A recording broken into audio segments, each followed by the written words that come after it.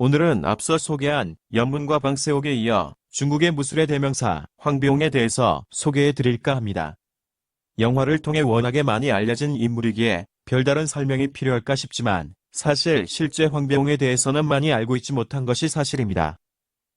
먼저 황비용은 1847년생으로 무술로 유명한 중국 광동성 불산에서 태어났으며 본명은 황석상이었다고 하는데 청나라 말기 시절 무림고수 10인에 들 정도로 무술 실력이 매우 뛰어났다고 합니다.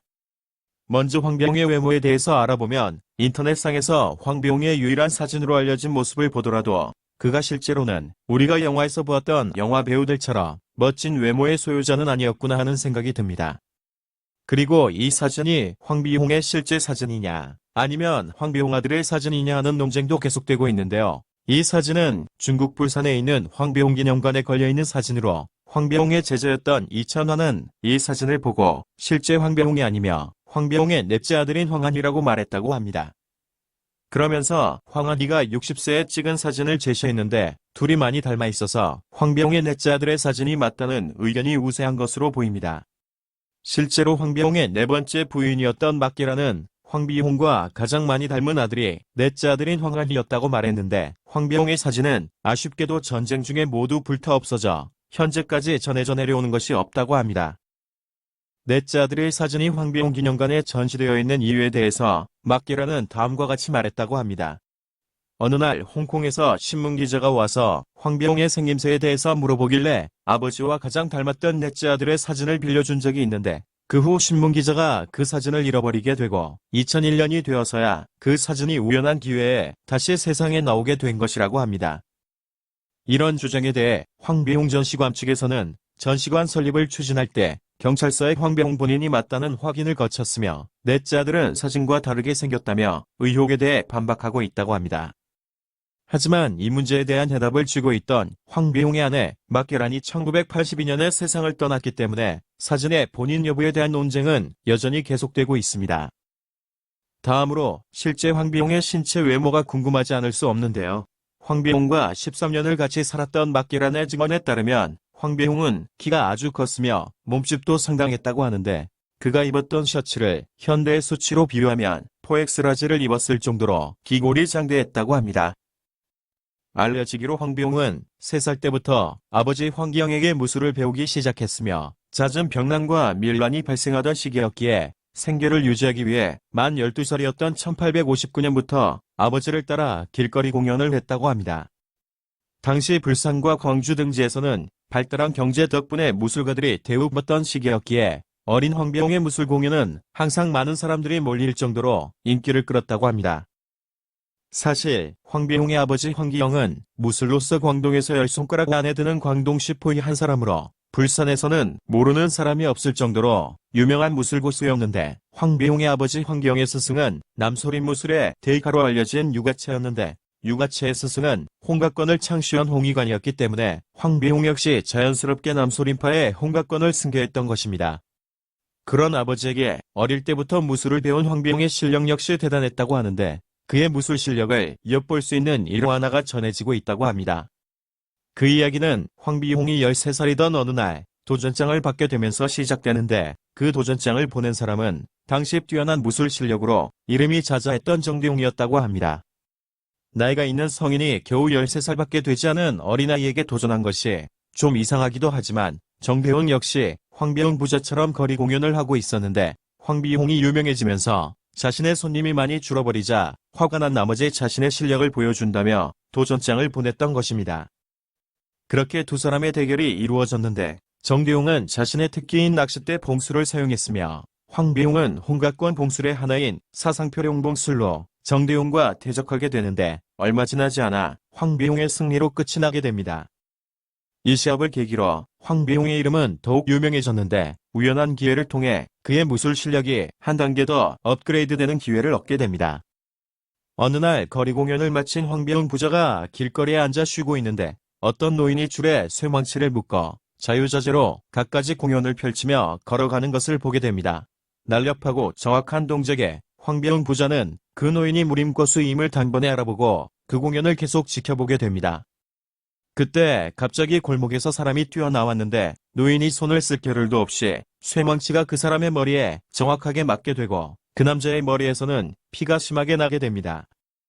이 모습을 본 구경꾼들이 그 노인을 잡아 관아에 신고를 하려고 할 때 황비용 부자가 나서서 주변 사람들을 달래고 피해자에게는 치료비를 대신 물어주면서 그 노인을 도와준 일이 있었습니다. 나중에 알고 봤더니 그 노인은 광동시포로 유명한 철교 3회 수제자였던 임복성이었다고 합니다. 임복성은 자신을 도와준 황비용 부자에게 보답하는 마음으로 황비용을 제자로 삼아 철선권과 비탈하는 무술을 전수해주는데 1년 만에 그 무술을 마스터한 황비용의 무술은 일취월장하여 자신의 아버지 황기영을 이길 정도였다고 합니다. 황비용의 네 번째 부인이었던 막계란의 증언에 따르면 황비용이 가장 즐겨 사용했던 무술은 호학성형권과 비타였다고 합니다. 여기서 호학성형권은 호랑이와 하기 동작을 본떠 만들어진 무술인데 황비용이 여러 문파의 장점만을 접목시켜 다시 개량하여 후대 황비용 문파를 대표하는 무술이 되었다고 합니다.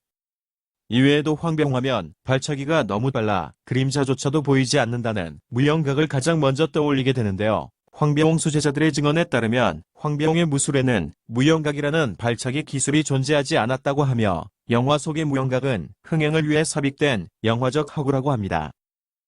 하지만 황비용에게는 또 다른 특기가 하나 있었는데 그것은 여러 명의 사람이 사자탈 속에 들어가서 여의주를 차지하기 위해 싸우는 사자춤이었는데 당시 광동 지역에서 사자춤으로 황비용을 따라올 사람이 없었다고 합니다.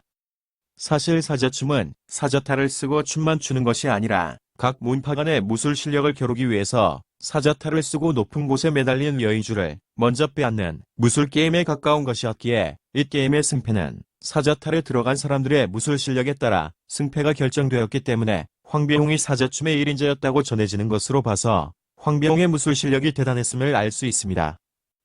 그의 무술 실력과는 달리 그의 경제 상황은 그다지 좋지 못했다고 하는데요. 그의 인생에서 자신의 포부를 마음껏 펼칠 수 있었던 기회가 두 번 있었다고 합니다.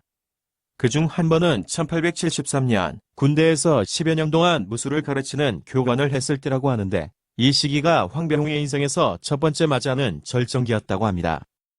그 이유는 군대에서 무술교관을 하는 동시에 또 다른 한편으로는 자신의 도장을 열어 제자들을 가르치며 자신의 특기를 마음껏 펼칠 수 있었기 때문이라고 합니다.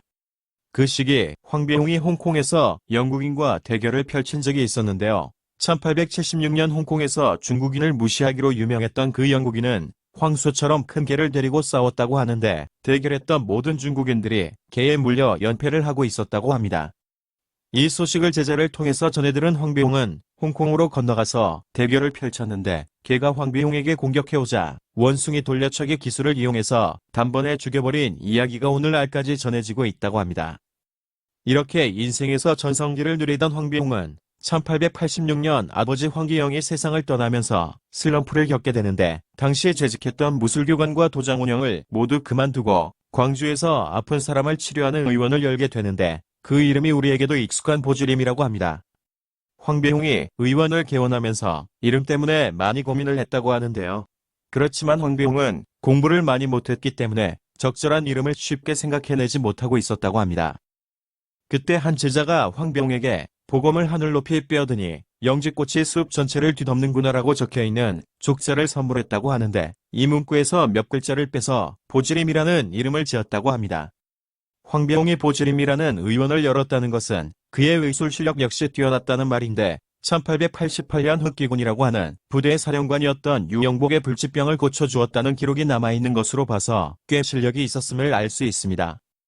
흑기군은 1884년 청나라가 프랑스와 전쟁을 할 때 여러 차례 프랑스군을 격퇴했던 유명한 부대였는데 그 부대를 통솔하던 유영복이 말에서 떨어져 고관절을 다친 적이 있었다고 합니다. 그래서 용하다는 의원들은 모두 찾아가 봤지만 고칠 수가 없었는데 황비용이 유명하다는 소문을 듣고 치료를 부탁했는데 단 7일 만에 그 병을 고쳐버렸다고 합니다. 이런 인연으로 유영복은 황비용의 의술을 높이 평가하여 그를 자신의 부대 군의관이자 무술교관으로 임명했는데 이 일이 계기가 되어 황비용은 일본과의 전쟁에 참전하게 됩니다. 1894년 중일 전쟁이 발발하면서 흑기군은 대만 방어 임무를 맡게 되어 황비용 역시 대만으로 떠나게 됩니다. 황비용의 참전 시기에 대한 기록은 많이 전해지지 않고 있지만 대만에서 나라를 지키기 위해 용맹하게 싸웠던 이 시기가 그의 인생에 있어 두 번째 절정기라고 할 수 있을 듯합니다. 그렇게 황배홍이 전쟁에서 용맹히 싸운 지 1년 만에 청나라가 패하면서 그는 다시 광주로 돌아오게 되는데 얼마 지나지 않아 보주림 문 앞에 아무리 큰 돈을 들고 와도 더 이상 무술을 전수하지 않겠다라는 글이 나붙게 됩니다. 이렇게 갑자기 무술 전수를 중단하겠다고 선언한 이유는 아무래도 전쟁에서 패한 실망감과 전쟁 과정에서 겪었던 정신적 문제가 그 이유가 아니었을까 하는 추측을 해보게 됩니다. 그 후로 황배홍은 무술 전수를 하지 않고 환자를 치료하는 일에만 전념하면서 평온한 생활을 이어가게 됩니다. 황배홍은 살면서 4번의 결혼을 하게 되는데요. 첫 번째 결혼은 24살이던 1871년에 아버지의 소개로 결혼식을 올렸는데 불행히도 결혼 3개월 만에 아내가 병으로 사망했다고 합니다. 그리고 두 번째 결혼은 다시 25년이 지난 49세에 하게 되는데 두 번째 아내가 이남 2녀를 낳은 후 역시 병으로 사망했으며 이어 세 번째 결혼을 해서 아들 2명을 낳았지만 또다시 아내가 병으로 세상을 떠났다고 합니다. 그래서 주변에서는 황비홍과 결혼을 하면 아내가 모두 죽는다는 소문이 돌기도 했으며 그 이후로는 중매를 서거나 시집을 올려는 사람이 아무도 없었다고 합니다. 그러던 1911년 64세가 된 황비홍은 단오절을 맞아 사자춤을 공연하고 있었는데 실수로 신고 있던 신발이 벗겨지면서 무대 아래에서 구경하던 당시 19세의 소녀 막계란에게 맞게 됩니다. 이에 화가 났던 막계란은 무대에 올라가서 사자탈을 벗긴 후 황비홍의 뺨을 때려버렸는데 순간에 당한 공격에 놀라 반격을 하려던 찰나 상대가 어린 여성임을 확인하고 급히 공격을 멈춘 후 사과를 하게 됩니다. 이 일이 있고 며칠 뒤 막계란의 큰아버지가 황비홍을 찾아와 조카의 무례함에 대해 사과를 했으며 이렇게 서로 만나는 횟수가 늘어나면서 당시 19살이던 막계란은 황비홍에게 시집을 오게 됩니다. 막계란이 황비홍의 뺨을 때린 스토리에 대해 숨은 이야기가 있다고 하는데요. 사실 당시 막계란은 많은 사람들의 우상이었던 황비홍의 뺨을 때릴 수 있다고 친구와 내기를 했다고 하는데 우연히 신발이 날아오는 바람에 그 기회를 이용해서 황비홍의 뺨을 때려버렸다고 합니다. 이렇게 네 번째 결혼을 한 황비홍은 다시 아내가 죽을까 걱정이 되어 호칭을 아내가 아닌 첩으로 대우를 했다고 하는데요. 황비홍 영화를 보면 13번째 이모라는 의미의 13위가 나오는데 실제로 13위는 존재하지 않았지만 황비홍과 45살이나 차이가 나는 막계란이 13위의 모티브가 되었다는 의견이 지배적이라고 합니다. 하지만 영화성의 13위는 서양풍의 여성으로 그려지고 있지만 실제 막계란은 전통적인 중국 여인으로 보수적이고 수수한 성격을 가졌다고 전해집니다. 황비홍이 말년을 보내던 시기는 청나라가 망하고 신의 혁명이 일어나는 등 격변의 시기였기에 황비홍 역시 그런 사회적 격동을 온전히 몸으로 겪게 되는데 황비홍은 1924년 자신이 살고 있던 광주에서 광주성단사변이 발생하면서 그 후유증으로 사망하게 됩니다. 광주성단은 광주에서 장사를 하는 상인회가 주축이 되어 1912년에 치안 유지를 목적으로 설립된 무장단체였는데 갈수록 세력이 커지면서 보수적 활동을 하게 되는데 시간이 지나면서 당시 손중산의 혁명정부에 대항하는 성격을 띠게 되었다고 합니다. 1919년 광주성단은 무장폭동을 일으켜 손중산을 몰아내고 상인회가 중심이 되는 새로운 정부를 만들 계획을 추진하며 영국으로부터 대량의 무기를 구입하기에 이릅니다. 이 사실을 알게 된 손중산은 그 무기들을 모두 압수해버리는데 상인회는 대대적인 파업을 벌이면서 무기를 돌려줄 것을 요구하고 이에 손중산은 무기의 일부만 돌려주는 것으로 합의를 보게 됩니다. 이렇게 무기를 돌려받은 상인회는 1924년 10월에 무장반란을 일으켜 도처에 불을 지르고 살인을 자행하지만 손중산의 명령을 받은 북부얼군이 투입되면서 상인회 반란군들을 모두 소탕하게 됩니다. 그렇지만 이 환란 중에 황비홍이 수십 년 동안 일구어왔던 보즈림이 방화에 의해 볼타게 되는데 그로 인해 모든 귀중품과 사진 등이 소실되어 이에 충격을 받은 황비홍은 큰 병을 얻게 되고 6개월 만인 1925년 음력 3월에 광주에 위치한 병원에서 78세의 일기로 세상을 떠났던 것입니다. 그렇게 황비홍이 사망했지만 장례식을 치를 만한 가정형편이 되지 못해 걱정하고 있었는데 제자들이 십시일반 돈을 걷어 장례식을 무사히 치룰 수 있었다고 합니다. 이렇게 황비홍의 파란만장했던 인생은 끝이 나지만 그 후세들에 의해 황비홍이 오늘날까지 중국 무술의 대명사로 불리우게 되었는데 황비홍을 세상에 널리 알린 사람은 그의 제자였던 임세영과 네 번째 부인인 막계란이었다고 합니다. 임세영은 그동안 일부 저자들에게만 전해 내려오던 황비홍의 무술 비법을 책으로 정리하여 황비홍의 이름을 널리 알렸으며, 그 후 임세영의 제자인 주우재가 1933년부터 신문에 황비홍 별전이라는 제목으로 황비홍의 영웅적인 일생과 선대들의 무술 이야기를 연재했다고 합니다. 그리고 1950년대에 접어들어 홍콩 영화계에서는 고리타분하던 과거 역사가 아닌 실제감 있는 영화 소재를 찾기 위해 노력하던 중 황비홍의 일생에 주목하게 되고 막계란의 증언과 도움으로 황비홍 시리즈가 영화로 제작되기 시작했다고 합니다. 그 결과 오늘날까지 황비홍 관련 영화가 100여 편 제작되었으며 수백 권의 책까지 출판되면서 세상에서 황비홍을 모르는 사람이 없을 정도로 유명해지게 된 것입니다. 이렇게 황비홍의 일대기에 대해서 알아보았는데요. 천하제일을 자랑했던 황비홍의 무술은 제자들에 의해 후대로 전수되고는 있지만 청일전쟁 이후 무술 전수를 그만둔 후 태어난 자신의 자식들에게도 거의 무술을 가르치지 않았다고 합니다. 하지만 자신이 가장 예뻐했던 둘째 아들에게만큼은 자신의 무술을 그대로 전수했는데 그것이 황비홍 말년에 크나큰 상처가 되어 되돌아오게 되는데 그 이유는 다음과 같습니다. 황비홍이 4번의 결혼을 하면서 사남 2녀를 두었는데 둘째 부인에게서 태어난 둘째 아들이었던 황한섬을 유독 종애하여 그 아들에게는 자신의 모든 무술을 전수해주게 됩니다.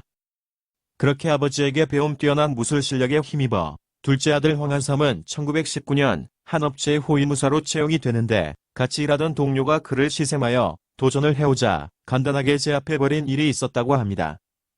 그 일에 앙심을 품었던 동료는 황한섬에게 술을 먹여 취하게 만든 후 총으로 그를 죽여버리고 황한섬이 먼저 자신을 죽이려고 해서 정당방위로 총을 쏘았다며 핑계를 대고 풀려난 일이 있었다고 합니다.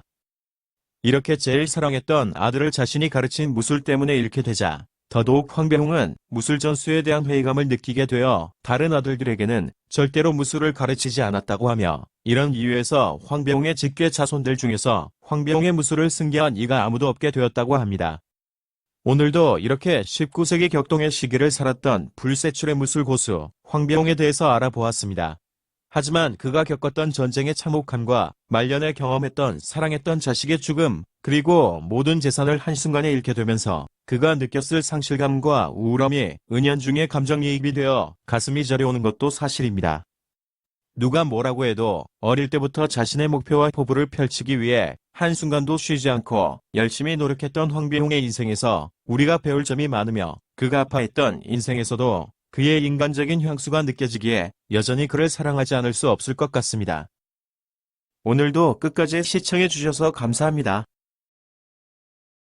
시간 나시면 구독, 좋아요 부탁드립니다.